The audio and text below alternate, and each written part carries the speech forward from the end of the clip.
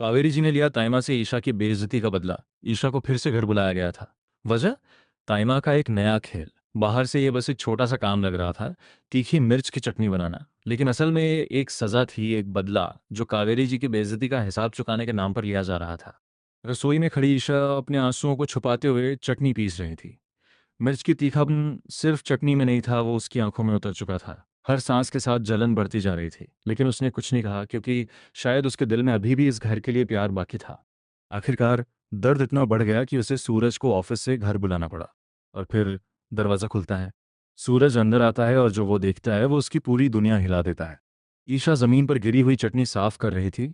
उसकी आंखें लाल थीं, चेहरा थका हुआ और आत्मसम्मान जैसे कहीं खो चुका था। लेकिन ये सब यहीं खत्म नहीं हुआ था।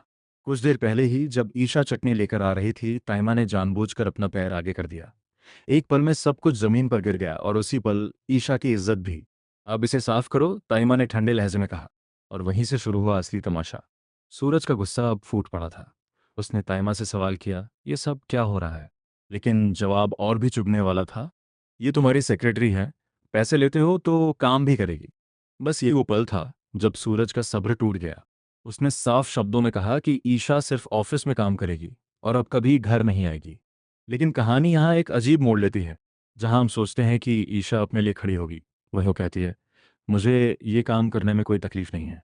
ये सुनकर शायद किसी का भी दिल टूट जाए, और सूरज का भी टूटा। लेकिन उसने अपनी भावनाओं को छुपाते हुए ईशा से नजरें तक नहीं मिलाईं और उसे घर से बाहर जाने को कह दिया। ईशा चुपचाप चली गई। उसने उस दिन सबके लिए खाना बनाया था और हर किसी को वो खाना बहुत पसंद आया, क्योंकि उसमें सिर्फ स्वाद नहीं था, उसमें उसका प्यार था, उसका अपनापन था। लेकिन अफसोस, उस प्यार को देखने वाला कोई नहीं था। घर के बाहर खड़ी ईशा अकेली, टूटी हुई, लेकिन फिर भी उम्मीद के साथ। कभी वहाँ ब्लूटूथ आता है और मासूमियत से कहता है, चाची आपने खाना बहुत अच्छा बनाया था, आप रोज़ाना। एक पल के लिए ईशा के चेहरे पर मुस्कान आ जाती है। वो कहती है, मैं ज़रूर आऊँगी। लेकिन किस्मत को शायद ये मंजूर नहीं था। सूरज फिर सामने आता है और इस बार उसका लहजा और सख्त होता है। वो साफ मना कर देता है, अब आप यहाँ नहीं आएंगी। आप पहले ही मेरे परिवार को बहुत दुख दे चुकी हैं। ये शब्द सीधे दिल पर लगते हैं। अब सवाल ये है, जब हर दरवाज़ा बंद हो रहा है तो क्या कोई ऐसा है जो ईशा के लिए खड़ा होगा? शायद कावेरी जी।